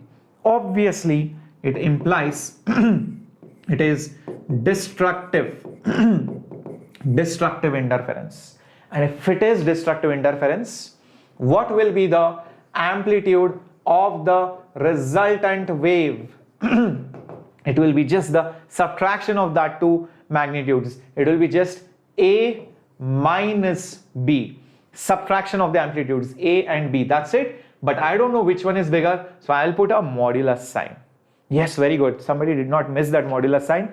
I can see that. Proud of you. Very good, Sai Ganesh. Very good, Dakshin. Dhananjay, looks like you missed the modulus sign, but that's okay. But you got the concept at least. So only one modulus missing out there. Very good. Okay. Let's move ahead to reflection. This is something which you need to feel. Now, when you talk, the sound reflects from the wall in front of you. That's called as an echo. Now, I want you to see both kinds of reflection. Reflection for waves on a string, reflection for waves of sound, that is transverse and longitudinal. Plays very important role. Lots of questions coming up in JEE as well. It's not raining heavily out. I mean, in fact, it's not raining at all, Ankit. I don't know, maybe in north it is raining quite heavily. So how do the waves reflect? That's what I want you to understand. Now, when you pass a crest towards a reflector, that crest might come back as a crest or might come back as a trough, depending on what kind of reflection is happening at that wall. And there are two kinds of reflectors. One is a rigid or fixed, end, where that end cannot move up, down, left, right. That's a fixed end or a rigid reflector or a rigid wall. The second is a free end, where that point from where it is getting reflected is free to move anywhere. And that's how you're going to see, the reflection based on the type of the reflector. The first one is fixed end, the second one is free end. Observe this. Very interesting phenomena. Let it come back so that you will see. Look at the crest going. That is a fixed end. Look at the trough coming back. For a free end, the crest goes, the free end moves up. It's free. And it just comes back as a crest itself. That means if your end is fixed, the wave gets inverted while it comes back. If it's a trough, it will get inverted as a crest and come over here. But for a free end, understand that the wave will come back in phase. That's what you need to understand. Is that clear, my warriors? So that's the reflection from a fixed and a free end for a transverse wave. And I want you to also realize the equations for it. Imagine if the incident wave had an equation of a sine kx minus omega t. This minus signifies that the wave is going in the positive direction. The wave is going in the positive direction. When it reflects from a fixed or a rigid end, then what will happen? What will happen, my warriors? Then the wave will get inverted and come back. That means there will be a phase change of pi radians. Do you see that? Phase change of pi. Pi means it will invert. That means if you want to write it outside the bracket also, it's fine, because sine of theta plus pi is minus sine theta. So you can put that minus sign outside. The minus sign signifies that the wave is inverted. This is 11th standard Gomati ji. Okay, is that clear? So if this is the incident wave, the reflected wave will come back with a negative, not exactly negative amplitude, but an inverted phase. Notice one more thing. There is a plus here. There was a minus here. Why is that changed? Because when it is minus, it's going that side. When it is plus, it's coming back in the negative x-axis. So that's why the change in the sign as well. Is that understood, my warriors? Very good. Yes, Vedantu, this is history. This is history of reflection. So long time back, when there was no reflection, suddenly reflection was discovered, and that's what we are studying. History of reflection. Very good. This is open boundary. That means free end. So for a free end, what will happen? The wave will come back as it is. It will come back as it is. That means the wave's direction will be towards negative x-axis. That's why that plus sign is there. You can see that very well. But notice there is no extra pi, just like over here. So very, very important. Very, very important. So there is phase inversion over here. Phase inversion right over here. And over here there is no phase inversion. The next important thing that you need to take note of is, because of this minus sign, it is going in the positive x-axis. This plus sign signifies it is going in the negative x direction. Same thing over here. This is also signifying it's going in the negative x direction. Very, very important. Vedantu, please reach home. You will get scoldings and you will get flying slippers from your mom fast. It's not a gym class. Oh, I look like a bodybuilder. Wow. Vedantu is the craziest guy I've seen. His mom is waiting at home and is still not reached home. My God. Okay. Sir, I have problem in studying oscillations and waves due to involvement of maths. So what to do? Tushar, first, number 1, study the way I have taught you. What did I teach you? Learn via graphs. Learn via Desmos. Use Desmos. Use that graphing software. Understand what waves and oscillations mean. Play around with it. See my lectures in Nurture playlist. Get a feel of the mathematical equations, the trigonometrical aspects of it. Play with the waves. Then you will understand it. Otherwise, you will never get feeling. Yep. Vedantu, hold on, bacha. I'm going to do push-ups. I'm going to do pull-ups. Wait a minute. Yeah. I'm going to do all of that. Yeah. Meanwhile, you just remove your shirt and start exercising. Just do push-ups a little bit and start exercising. And yeah. And if you are outside in the streets, yeah, remove your pants also. Yeah. Just do whatever you want. Okay. Go ahead. Now, going to the next point, reflection for longitudinal waves. So in longitudinal waves, what happens? Exact opposite of transverse waves. When you have a rigid wall, for a transverse wave, the crest comes back as a trough, and for a free end, the crest comes back as a crest. But for longitudinal waves, it's exactly opposite. So if a compression goes and hits a wall, that compression comes back as a compression. So that's the only difference in longitudinal waves as compared to transverse waves. That's it. Keep this in mind. So the longitudinal waves, a compression comes back as compression for rigid reflection, and the rarefaction comes back as a rarefaction. Very, very important. Moving on to the next part. The most important application that you would have heard about reflection, what was that? Yes, sonar. So what is sonar? Sonar is nothing but high frequency sound waves are emitted by the bottom of a ship. Those sound waves hit the bottom of the ocean and they get reflected back, and they are detected by the ship's receiver. They calculate the time delay, and from that time delay they can figure out what's the depth of the seabed from the surface of the liquid. That's how they do it. Yes. Very, very important. Does the distance matter? No, Jyotsrani Sahu. No, it won't.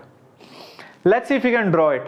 A wave on a string looking at like this, as shown, is moving towards the right side with 1 centimeters per second.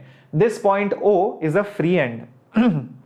How do you think the wave will look like at t is equal to 3 seconds? Very beautiful question. So how do we do this? First, draw it after 3 seconds, and let's worry about the reflection later on. Okay, so after 3 seconds, what will happen? Since it is moving 1 centimeter per second, so distance traveled in 3 seconds. How much will it be? It will be 3 centimeters. So shift this exactly by 3 centimeters. This is 1, this is 2 remaining. So I'll have to go a little bit inside. That's okay. So when I shift that, you will see that this part over here will be here exactly at O, and this part will be inside like that, and I hope that is fine. Yep, is that clear, my warriors? This is how it will look like, and this is your 1 centimeter, this is your 1 centimeter over here. I know that this part actually cannot exist because this is after point O. After point O there is nothing. O is a free end. It's very, very important to see that O is nothing but a free end. So at free end, what kind of reflection happens? So if it is a crest which is going, the crest comes back as a crest. So this part which has already surpassed O will come back. This part which has already gone over here will come back like this, but this way, right? Now think about it this way, that you have that yellow part which is going towards the right, the red part which has reflected back and it is coming towards left side. Both of them are at the same place. So what will happen? They will interfere, they will superimpose, they will add, and you will get a resultant wave. The resultant wave will be like this. This will be your resultant of that yellow and red. So what will be this height? It will be this plus this. So it will be 1 plus 1. So that will be 2 centimeters. 2 centimeters. So Avinash saying A. No, it is not A. In fact, it is D. It will be A if it was a fixed end. If it was a fixed end, then this would be inside.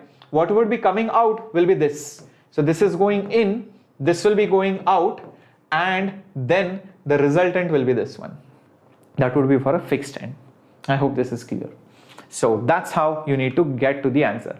Just draw the diagram thinking there is no end, see how it looks like, and then reflect it, whether depending on whether it's a fixed or a free end. As simple as that.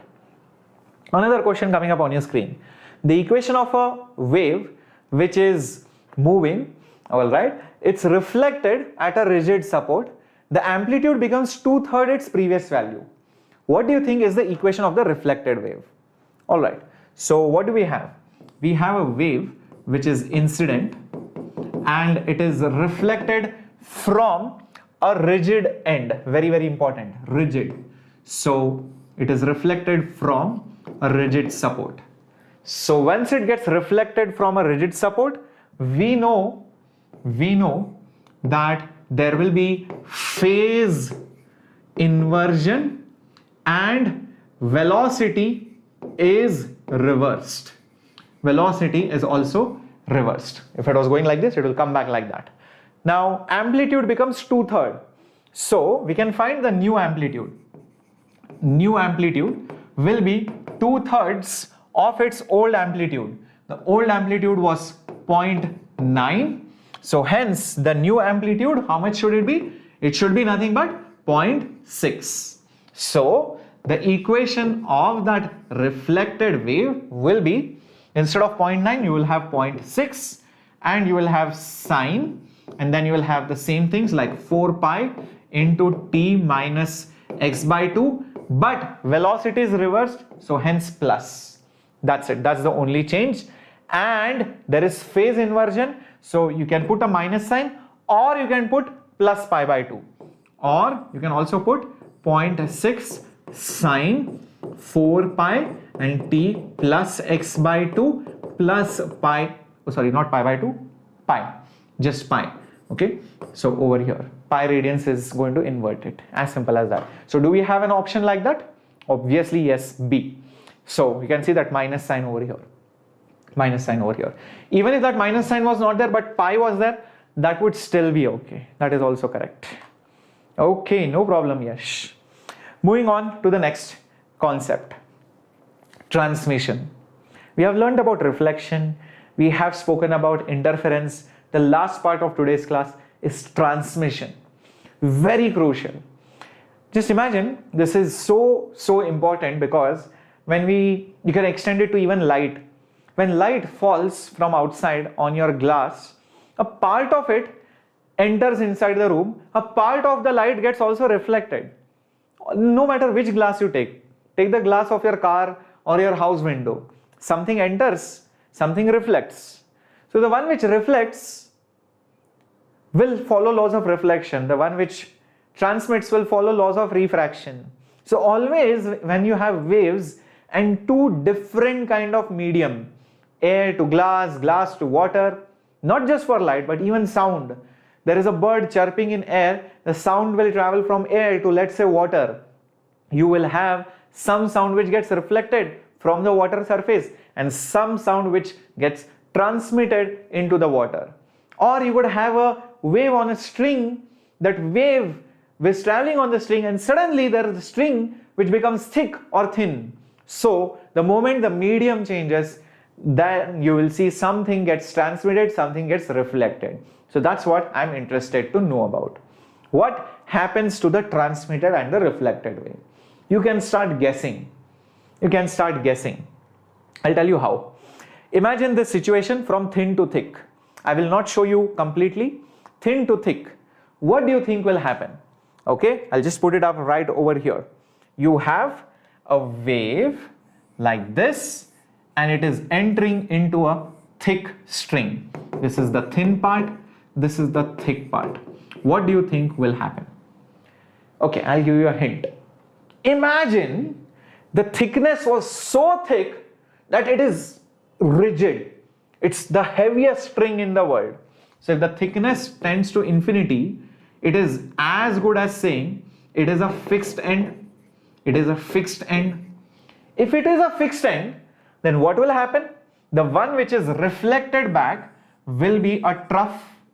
The one which is reflected back will be a trough. And what will enter inside it? Nothing. Nothing will go inside the thick string. It's infinitely thick. But that's a rare case. That's a hypothetical case, extreme limit. Now, I hope if till this point it is clear, think if the thickness is not infinity, then what will happen? If the thickness is not infinity, the one which is reflected back will not be of the same amplitude. It will not be of the same amplitude. It will be slightly less because some of the energy, some of the wave will go into the thick string. Some of the energy will go into the thick string. I hope this is clear. And that's what you will see exactly in the simulation as well. Look at this. Some of the energy will go into the thick string. A part of the energy is getting reflected. So the crest which enters continues as a crest in the transmitted wave. But the reflected is inverted, because if you make it the extreme case where it becomes infinitely thick and it is rigid, entire wave should get reflected back. Nothing should go over there. I hope this is clear. Understood, my warriors? Everyone clear about this? Perfecto? Very good. Now, if this is clear, I want you to think what will happen when it goes from thick to thin. We just spoke about thin to thick. What will happen for thick to thin? Very, very interesting. Let's try this out. Let's see whether you can visualize this. So imagine you have a thick string on which you have a wave traveling like this, and suddenly the string becomes thin. What do you think will happen? Imagine the thin string is so thin that it's negligible. It's like zero. It's zero. It's negligible. Now, if it is like tending towards zero, it's as good as it's a free end. It's as good as it's a free end. Correct? Rax MTech, I've just covered reflection just some time back. Rewind the video, maybe half an hour back, you will see reflection. Now, if it's a free end, what will happen? The same pulse will come back as it is on the thick string, but it will be a crest only if it is nothing is there.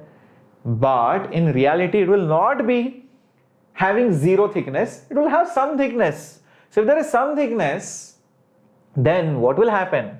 The reflected waves amplitude will be slightly less. It will be slightly less. And the one which is transmitted will come from the incident wave. So the transmitted wave will continue from its incident wave, but yes, the energy will be slightly less, and the reflected one will have a smaller amplitude than the incident wave. So the crest comes back as a crest, and the crest continues as a crest in the transmitted medium. That's all. So this is how it looks like. Observe this carefully. Observe this carefully.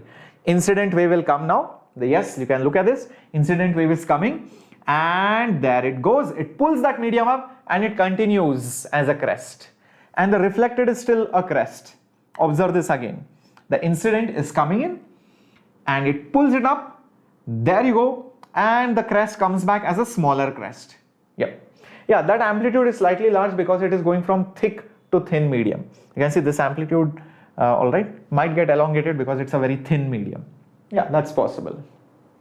Yep. I hope this is understood.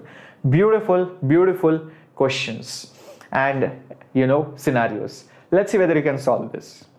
There is a wave pulse which is traveling in a two-piece string, gets partially reflected, partially transmitted at the junction. I don't know whether it is thin, thick or thick, thin.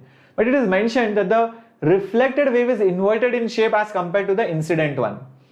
Then if the incident wave has speed v and the transmitted wave has speed v prime, then compare the speeds. Okay, I have a question for you. From this given information, is it that the wave is going from thin to thick or it is going from thick to thin? Look at the statements carefully, especially this one. The reflected wave is inverted. When does this happen? When does the reflected wave get inverted? If you remember that, that's it, your job is done. And I just told you that happens from thin to thick. This is the incident wave. The reflected wave is inverted. You can see that reflected wave is inverted.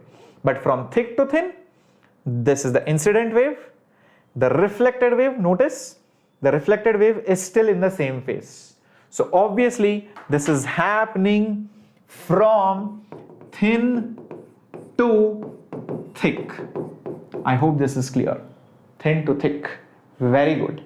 Very good, Dakshin. Now, let's solve the question. Okay, think about it. This is the thin string and this is the thick string, and this is the incident wave v. The question is, if the incident wave has speed v, then the transmitted wave speed will be.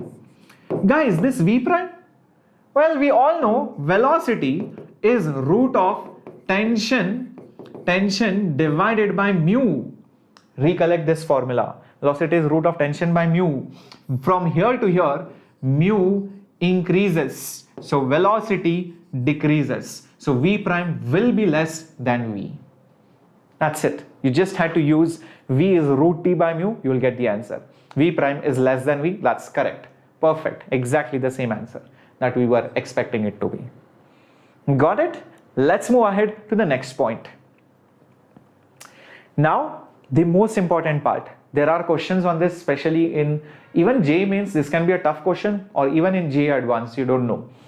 They might ask you, what is the amplitude?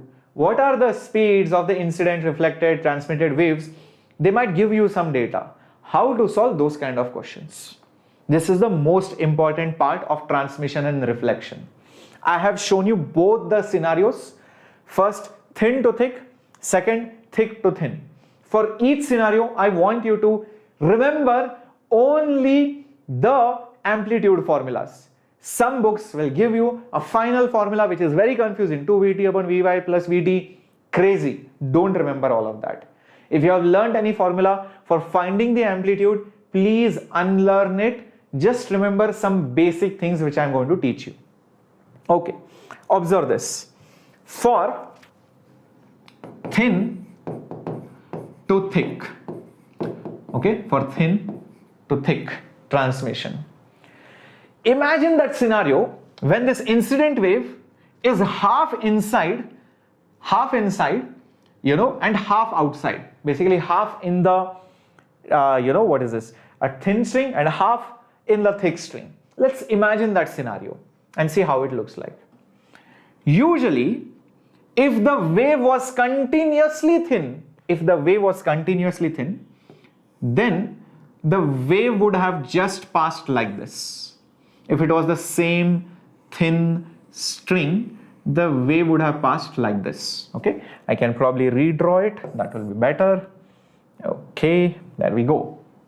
This is your wave, all right, and this height over here, that is amplitude of the incident wave, provided the wave is going like this in the same string. But we know the string becomes from thin to thick, so when half of the wave reaches here, I'm pretty sure it won't be able to lift this point so much. Yeah, why won't it be able to lift it so much? Because of the inertia. So if the wave continued on the same like string, then you can lift this point higher. But because of inertia, there will be some drag and you cannot lift that point so much high. So what will happen? The actual string will look something like this.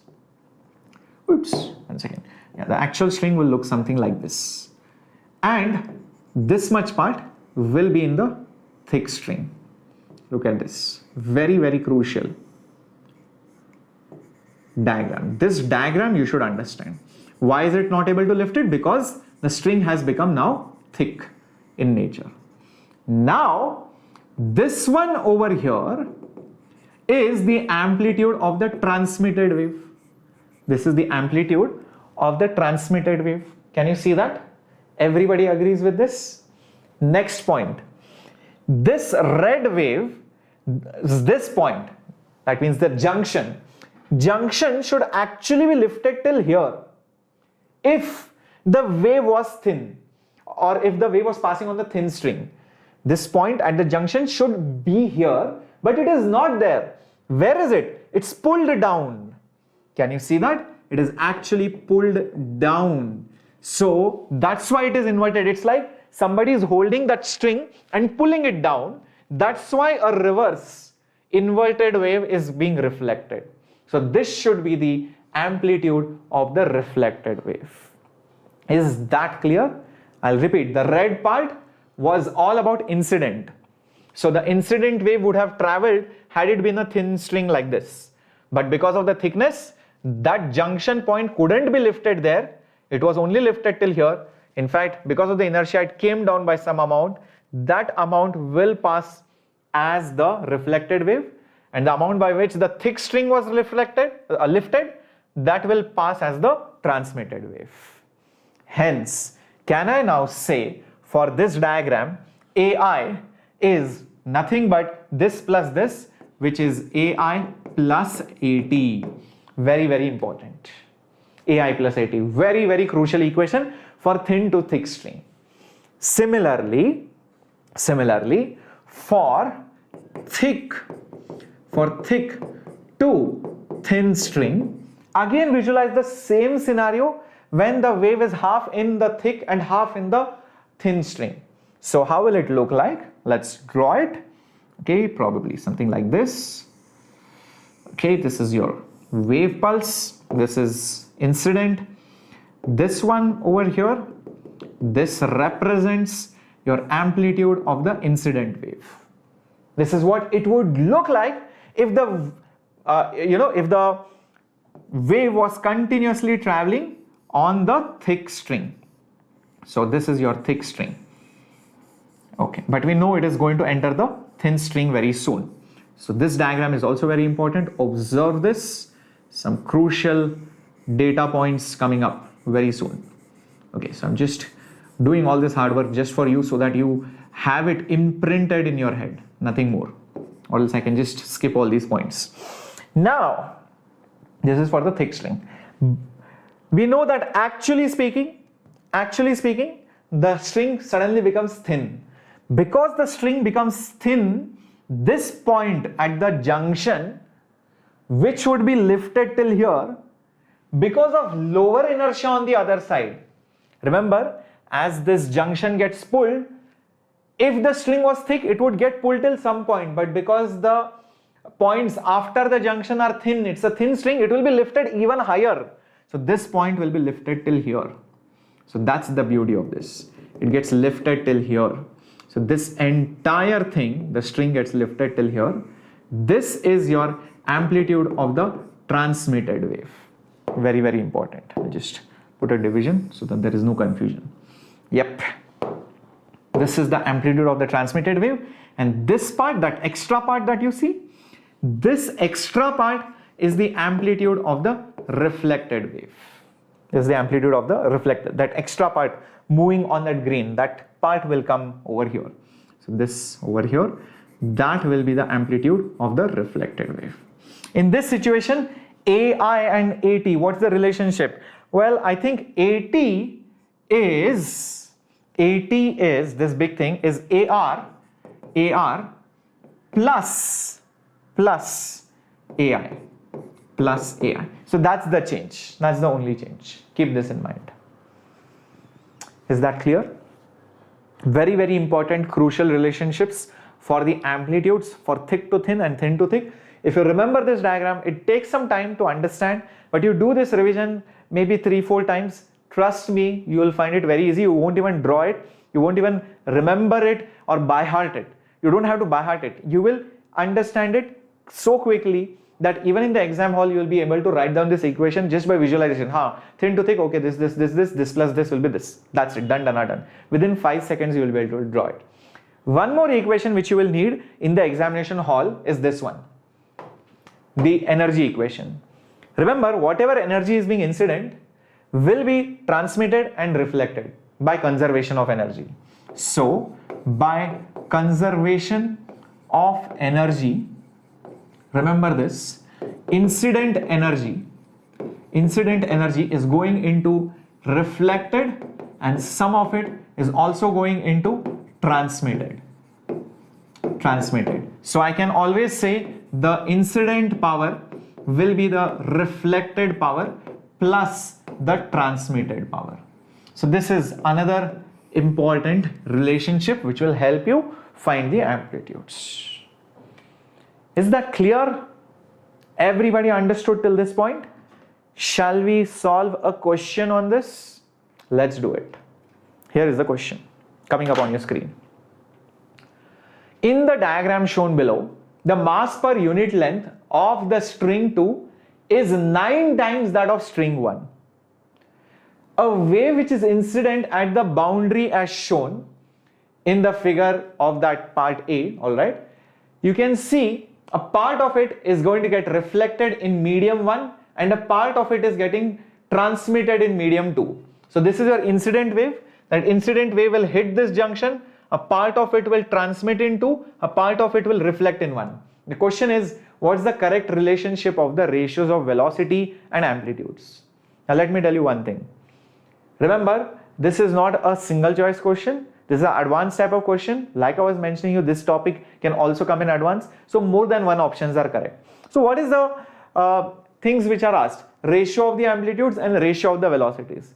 Okay, I'll keep this in mind and I'll ignore the options now and let's solve it, without the options. Okay, let's solve it without the options. Let's see. First of all, let's try and understand what should be the relationship between the amplitudes, because that will help me find, the final ratio of the amplitudes. So I will assume that the initial amplitude is small a and the one which is reflected, and this is the one which is transmitted, let's say. Okay, this is the one which is transmitted in the thick one. Okay, so this is A2 and this is A1. This is going like this is going like that. We know this is how it is going to look like after reflection and transmission. And what's the relationship between them? I just gave it to you right over here. Where did it go? Incident is nothing but, I think I mentioned AI by mistake. This was supposed to be AR, guys. AR plus AT. AI is AR plus AT. So sorry, this was supposed to be AR, not AI. My bad. So AI was AR plus AT for thin to thick string. So let's make use of that fact over here. So incident A is nothing but reflected, which is A1 plus A2. That is one equation which I can get right from the previous logic. That's how it helps me. Second logic, remember I just taught you that the power incident is power reflected plus power transmitted. Make use of that fact as well. So let's write that down. So the incident power is reflected power plus the transmitted power. That means, observe, what is the formula for power? Half a mu v omega square a square. Do you remember that? Half a mu v omega square a square. That's the formula for power. I'll just mention it. Power in general is half mu v a square omega square. Now according to the question, the mass per unit length of string 2 is 9 times more. That means if this is mu, this is 9 mu. If this is v, how much is the speed of the wave in the heavier string? Think about it. Think about it.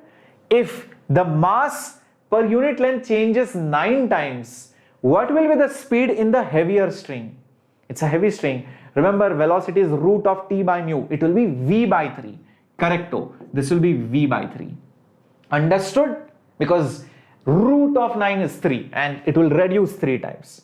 Keep that in mind and solve this equation. Incident power will be half, mu is mu, V is V, amplitude, it's small a. This is for incident, right? So for incident, the amplitude is a square into omega square will be equal to reflected half mu. Reflection happens in the same thin string, so mu only, same speed, because the reflected wave will also have the same velocity in the same medium. V into a1 square omega square, frequency never changes, plus half transmitted will have a mass per unit length of 9 mu, wave speed as v by 3, amplitude as a2 square and omega square. Okay, half goes, omega square goes, v goes, mu goes. So I think I'm just left with a square is a1 square plus 9 by 3 is 3 a2 square. Now a square from here is nothing but, look at this, it's nothing but a1 plus a2 whole square. That's what I have got it right from here, nothing else. So this I'll just continue. This will be a1 square plus 3a2 square. Everybody gets it? I hope this is clear. Sony, we have the doubt app on Vedantu Pro, bacha. You can definitely ask your doubts over there. Sure, you can definitely dislike the video. You are free to do whatever you want. You can leave the video, you can do whatever you want. If you want to clear your doubts, you can go to Vedantu Pro, ask your doubts, or wait patiently till the end of the class, or if it is relevant, then you can ask it. All right, you're free to do whatever you want. All right, now going ahead, what do we do? A1 square plus A1 plus A2 whole square will be nothing but A1 square plus A2 square plus 2A1 A2 will be equal to A1 square plus 3A2 square. Let's see what and all get cancelled right from here. I think one of the A1 squares will get cancelled, and this A2 square with this, it will become 2 times. So I'm just left with, I'll just put it up over here. So it will just become 2A1 A2 will be 2A2 square. A2 2 cancels. So A1 will be equal to A2. Interesting. So A1 by A2 is 1 by 1 or 1:1. Interesting. And from here, V1 by V2 is V by V by 3, which is nothing but 3:1. V1 by V2 is 3:1.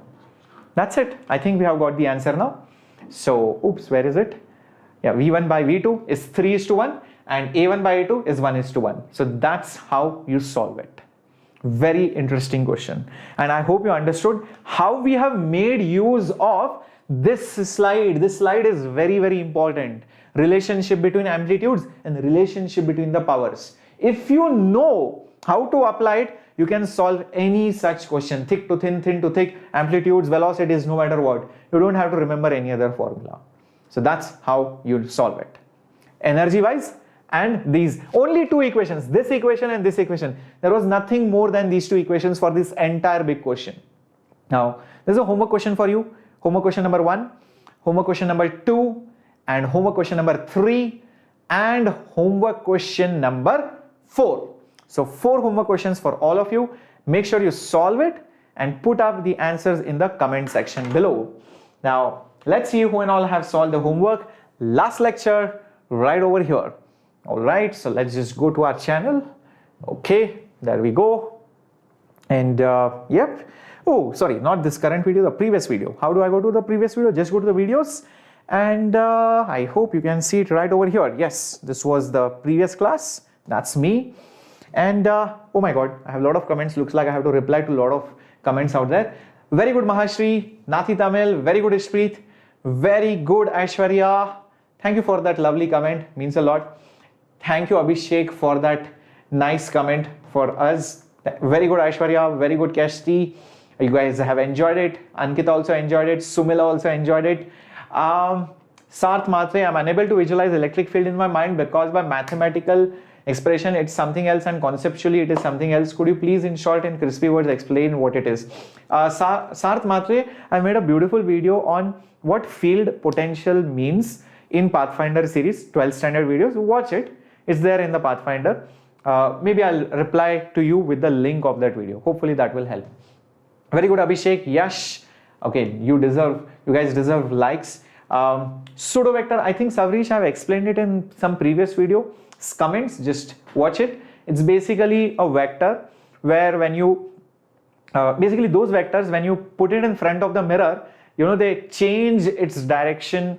All right, those are called as pseudo vectors. If they don't change, they are real vectors. That's what it means, okay, in simple words. Sumila, very good. Harpit, demo videos, yes, you can definitely get demo videos of your 12th session. And Benedict is also asking, when will 12th Pro subscription start?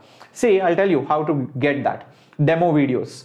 So if you're asking for the demo videos, what you need to do is, while you're watching this video right now, okay, there we go. Let's see, go down, yep. Now you can see JEE 2 years. Right now the 12th Pro subscription has not yet started. But if you want to join the 12th standard classes, you need to hit on this link, JEE 2 years. If you are a 12th standard student who is going to write the JEE exam this year, you need to hit on this link. If you want only CBSE classes, then you need to hit on this link, CBSE preparation or grade 11th and 12th science. Now for normal 11th to 12th moving students who want the 12th classes but also the 11th standard revision, don't wait for the 12th standard classes to start, because it will start only by March end, and that's when the subscriptions will open up. You have still 2 more months. Imagine in these 2 more months, you can revise 11th standard, you can get assignments and 11th standard content and my micro courses too. And KVPY essay preparation. Yes, you heard that right. KVPY essay preparation, because KVPY exam is not yet over. So don't wait for the 12th subscription to start. And there you go. You have the light, classic and plus version. What are the differences? You get live classes, recordings, PDFs, test series, assignments, best teachers, choice of batch, micro courses, everything in all the 3 packages. Difference lies in the doubt solving. If you want doubt solving after the class, in the app, you ask anything, unlimited times, go for the classic one. In the plus, you get a personal mentor who will guide you, help you with your preparation. What's the difference in the prices? There are difference in the prices by small margins. Like it goes from 53,999 to almost 60, and here it goes till 97, because the quality of service that you will get in the plus version, it's a dedicated service, understand that. And you can try it out. If you want trial classes, this is how you try for 15 days. But when you use my coupon code SHHPRO, you get additional 15 days free. That means 1 month trial classes. Try it out. Your entire 11th standard will be revised. You get all the content. You like it, continue. You don't like it, no problem. So that's how you try it. So you have multiple options of paying, and you save a lot, maximum discount, plus you get into my classes and my support in case anything goes wrong out here, and you can have multiple options of paying as well. So this is where I would love to see you guys. Also for 12th standard, there is the JEE crash course, which is right now running at 2,000 rupees off. That means only 8,000 rupees. Usual offer used to be 1,000 off. Now it's 2,000 off. Okay, I hope this is clear. Welcome Dakshin. Hi Narvia, I think you joined in late. Mr. Tech, you too joined in late. Please watch the recording of the session. Rupesh, my next session will be tomorrow, and every day I come over here in the evenings, so you can definitely watch it. Check out the playlist, check out the past videos, get a hang of everything. Bye bye Amesh, bye bye Dhananjay, bye bye Natraj, take care Divakar, everyone. Have a great time. Make sure you hit the like and the subscribe button so that YouTube will recommend my videos next time when I'm coming live, or else you will miss the next part of the class. 2 more classes. The next class will be of our 11th standard or nurture series, will be on standing waves, that's organ pipes and standing waves, sonometer, all of that. And the last class will be on Doppler effect and beats. That's it. That's the end of 11th standard. Okay, so bye bye, take care, have a great time, my warriors. All the best, stay safe, stay healthy. Hasta la vista. This was Capto Shreyas.